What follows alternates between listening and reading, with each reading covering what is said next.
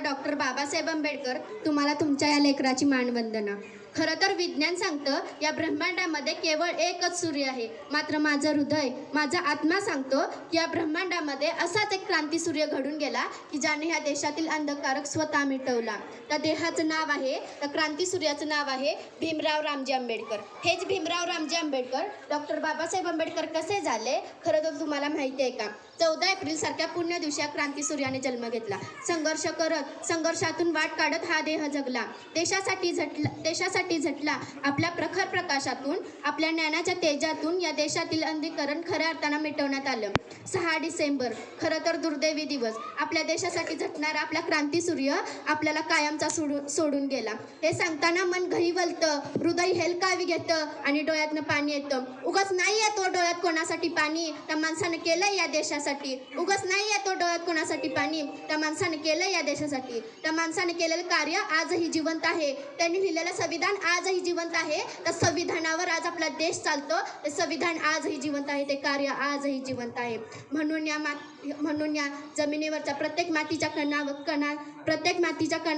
प्रत्येक दगडावर, प्रत्येक जिवंत माणसाच्या मनावर त्यांचं कार्य, त्यांचं नाव अजूनही जिवंत आहे. म्हणून डोळे पाणावतात. सध्याचे छत्रपती संभाजीनगर, त्या काळचं औरंगाबाद, तिथे एक डॉक्टर बाबासाहेब आंबेडकर यांची छोटीशी संपत्ती होती. त्या संपत्तीवर बांधकाम सुरू होते. कामगार गोळा झाले होते, आजूबाजूचे लोक गोळा झाले होते. तेवढ्यात त्यांचा मुलगा यशवंत तेथे आला व म्हणाला, बाबा मला माझा हिस्सा हवाय, मला माझा वाटा हवाय. तेवढ्यात डॉक्टर बाबासाहेब आंबेडकरांनी जमिनीकडे पाहिले व बाजूला पडलेली वीट उचलली. यशवंतला देत म्हणाले, यशवंता हे घे तुझा हिस्सा. त्यावर यशवंत म्हणाला, बाबा मी मस्करी नाही करत आहे, मला माझा हिस्सा हवाय, मला माझा वाटा हवाय आणि तुम्ही मला ही एक वीट देताय. मी तुमचा मुलगा आहे. यावर डॉक्टर बाबासाहेब आंबेडकर म्हणाले, यशवंता तू आमचा मुलगा आहेस बरोबर आहे, पण तू एकटा आमचा मुलगा नाहीयेस. या देशातील कित्येक मुले आमची लेकरं आहेत. तू स्वतःला नशीबवान समज की मी निदान तुला एक वीट तरी देऊ शकलोय. या बाकीच्या विद्यार्थ्यांना मी साधा विटेचा तुकडा सुद्धा देऊ शकत नाही. तू स्वतःला भाग्यवान समज.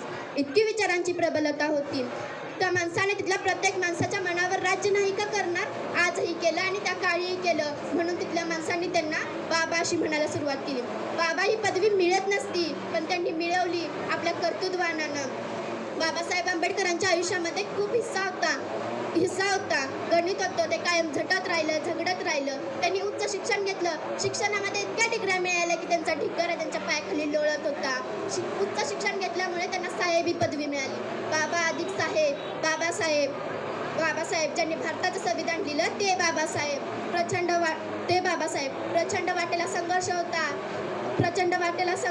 वाटेला सोपं नव्हतं. आता आपल्या पायाला साधी ठेच जरी लागली तर आपण 4 भिंतीच्या पलीकडे जाऊ शकत नाही. पण त्या माणसाने आयुष्यभर समाजातल्या ठेचा सहन केल्या, अपमानाच्या, संघर्षाच्या. पण मात्र तो कधीही थांबला